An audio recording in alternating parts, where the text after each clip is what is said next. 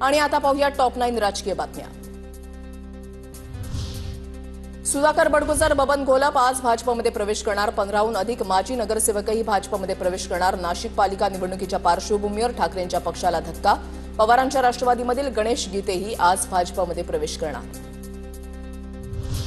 सुधाकर बडगुजर यांच्या पक्षप्रवेशाने अनेक भाजप पदाधिकारी नाराज। सीमा हिरेंसह अनेक पदाधिकाऱ्यांचा बडगुजर यांना विरोध। बडगुजरांचा दहशतवाद्यांसोबत संबंध असल्याचा गंभीर आरोप।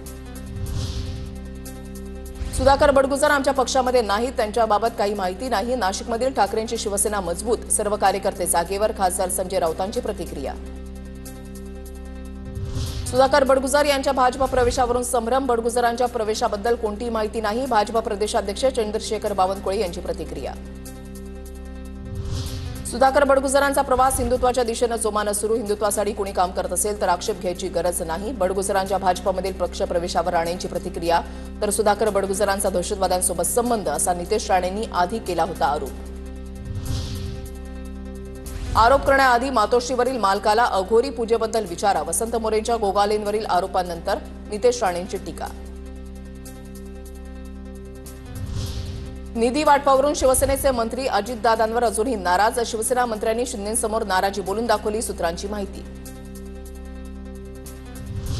राज्य सरकारमधील मंत्र्यांचे परफॉर्मन्स ऑडिट सुरू। समाधानकारक कामगिरी नसलेल्या मंत्र्यांना डच्चू मिळण्याची शक्यता, सूत्रांची माहिती। काहींना डच्चू मिळण्याची धाकधूक तर काहींना प्रमोशनची आशा, सूत्रांची माहिती।